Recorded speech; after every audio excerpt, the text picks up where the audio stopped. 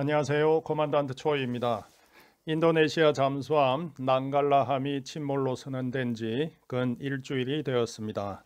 순직한 승조원들에 대한 추모 열기와 함께 사고 경위에 대한 판단과 후속 조치가 논의되고 있습니다.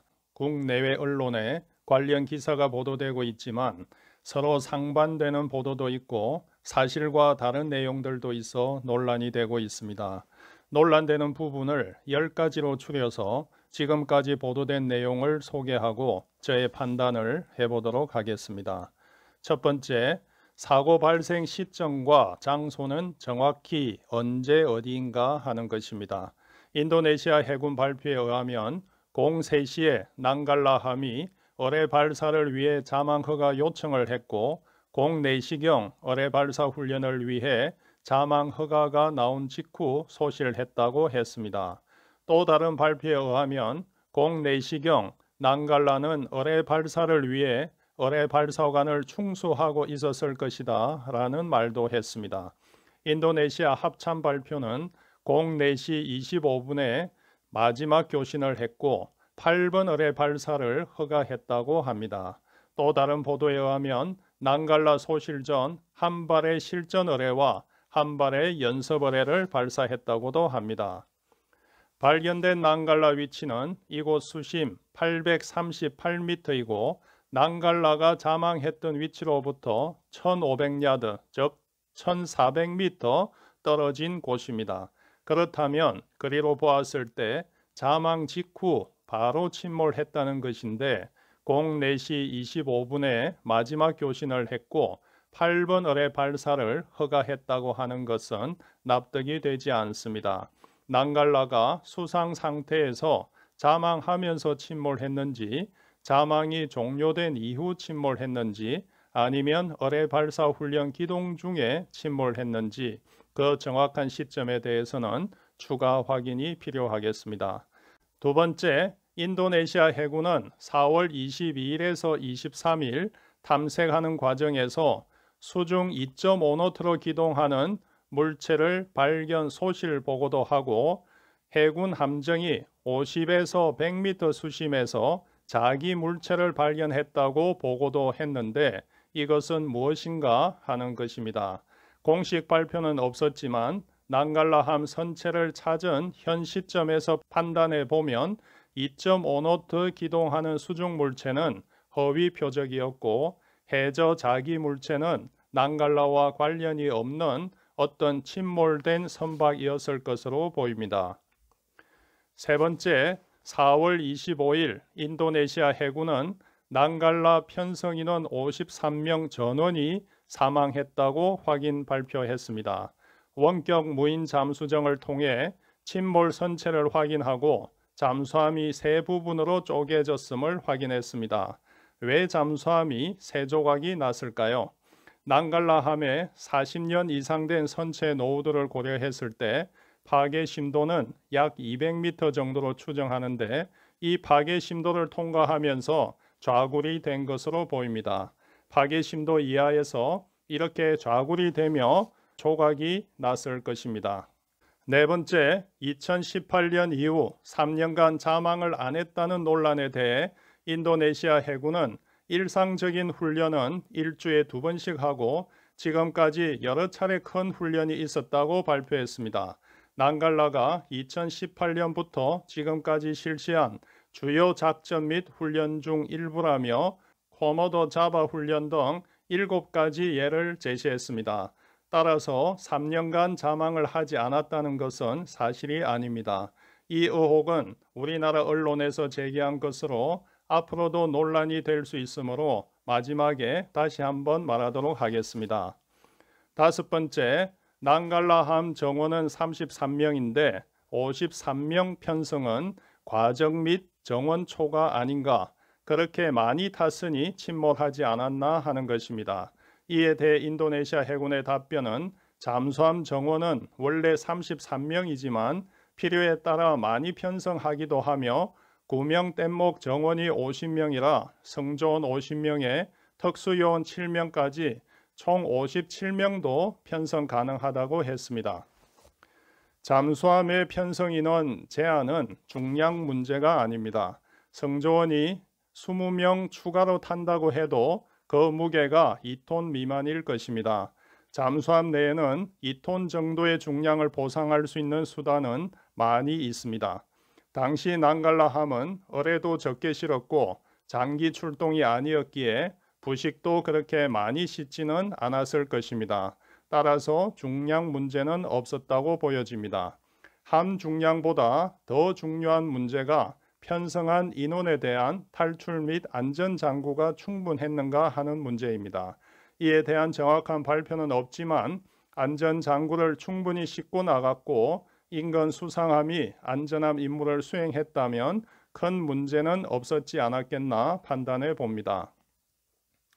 또 추가 편성한 사명에 대해서도 일부 논란이 있는데 난갈라함에는 잠수함 전대장과 무장 관계관 3명이 탔습니다. 주요 훈련을 할 때 상급 지휘관이 편성하는 경우는 그렇게 특이한 경우가 아닙니다.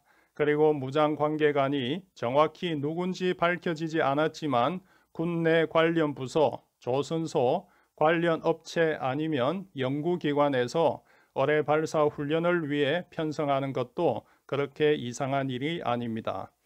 정원보다 인원이 많이 탔다는 것이 직접적인 침몰 원인이 된다고는 할 수 없지만 함내 분위기가 산만해져서 위급 상황에 대한 조치를 하기 위한 집중도는 떨어지지 않았을까 추측해 봅니다. 여섯 번째, 사고 원인은 무엇일까 하는 것입니다. 인도네시아 해군은 전력 소실 가능성이 있다고 했습니다. 또 다른 인도네시아 해군은 자망 시작 전까지 조명이 있었기에 정전 가능성은 적다고 했습니다. 인도네시아 공과대학 전문가는 발라스트 오작동, 타기 오작동, 압력 선체 파괴 등을 원인으로 꼽았고 타 외국 전문가는 균열, 부식 등 금속 피로와 잠수함의 설령을 문제로 삼았습니다. 따라서 현 상태에서 무엇이 사고 원인인지 규명하긴 어렵습니다. 확실한 것은 분명히 어떤 문제가 있었고 부상을 하기 위한 부력을 충분히 얻지 못했다는 것입니다. 그 어떤 문제가 외력이 될 수도 있지만 내부의 문제일 가능성이 높습니다. 내부의 문제라면 전력 소실, 타기 고장, 승조원의 실수, 화재나 침수 등 어떤 문제나 이 중 두 가지 이상 복합적으로 문제가 발생했을 수도 있습니다. 일곱 번째, 내부파가 사고 원인이 될 수 있는가 하는 것입니다. 인도네시아 해군은 사고 무렵 발리해에서 수중 파도가 발생했다는 증거가 있다고 말하며 인재가 아니라 수중 파도에 의해 사고가 발생했다고 밝혔습니다. 여기서 말하는 수중 파도는 내부파라고도 하는데 수면에서는 보이지 않지만 수중에서 움직이는 파도라는 뜻입니다. 발리섬과 롬복 섬 사이에 롬복 해협은 거의 2주에 한 번씩 강렬한 내부 파도를 생성하는 것으로 유명하며 미국의 나사도 이 사실을 확인했습니다. 밀도가 다른 물의 성분이 수직으로 분포되어 있으면 어느 순간 잠수함이 밀도가 낮은 곳으로 갔을 때 배가 급격히 무거워질 수 있습니다. 사람이 바닷물에서 수영하다 민물에서 수영하면 몸이 무거워지는 것과 동일한 원리입니다. 잠수함이 바다와 강이 만나는 곳에서 밀도가 낮은 곳으로 가면 무거워지는 현상은 일반적입니다. 하지만 이것이 침몰의 직접적인 원인이 될 수 있을까 하는 것에서는 의문입니다. 아무리 강한 내부파가 있어도 잠수함은 그 정도의 중량을 보상할 수 있는 기능이 있기 때문입니다.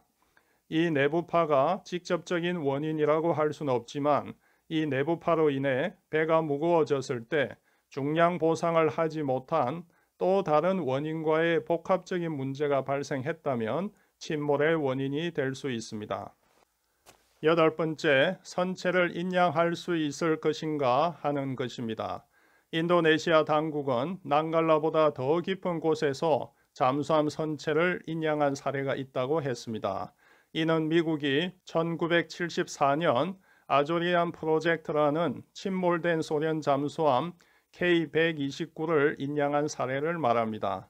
미국은 약 4,900m 수심에 가라앉은 K-129의 선체 일부를 인양한 바 있습니다. 선체를 인양하기 위해서는 튜브나 풍선을 선체에 부착하거나 코러스크 인양과 같이 크레인 바지선에서 강철 케이블로 올리는 방법이 있습니다. 이 두 가지 옵션 모두 비용이 많이 들고 기술적으로 어려운 문제입니다. 800m 이상 수심에 있는 조각난 1300톤 선체를 인양하는 것은 쉽지 않을 것으로 보입니다.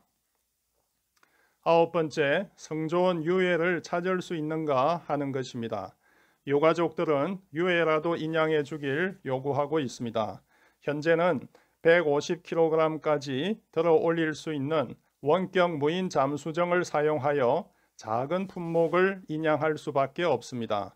선체 속에 있는 성조원에까지 접근해서 인양하기는 쉽지 않아 보입니다. 마지막 10번째, 현지의 우리나라에 대한 반응은 어떤가 하는 것입니다. 4월 25일 인도네시아 공군 장군 출신 정치인 하사누디는 한국에서 2012년 실시한 정비가 잘못된 것으로 추정한다고 하였습니다. 고위 관료가 한국에서의 정비를 문제 삼았다는 것이 좋은 현상으로 보이진 않습니다. 또 인도네시아 신문에는 앞에서도 설명한 지난 3년간 난갈라함이 많은 작전 훈련에 참가했다는 해군의 성명이 나왔습니다. 그런데 해군이 이 성명을 발표한 이유는 한국의 언론 보도가 난갈라가 3년 동안 자망 실적이 없다고 한 것에 대한 반박하기 위한 것이라고 하였습니다. 논란이 된 기사는 이런 것인데요. 제가 봐도 사고 초기에 왜 이런 확인되지도 않은 기사를 썼는지 모르겠습니다. 무리하게 훈련에 나선 것으로 드러났다. 노후 잠수함을 어뢰 발사 훈련에 동원한 건 납득하기 어렵다. 이번 잠수함 참사는 인재로 기록될 것으로 보인다. 등 추측성 기사뿐 아니라 이 잠수함은 3년간 자망훈련에 나선 적이 없다.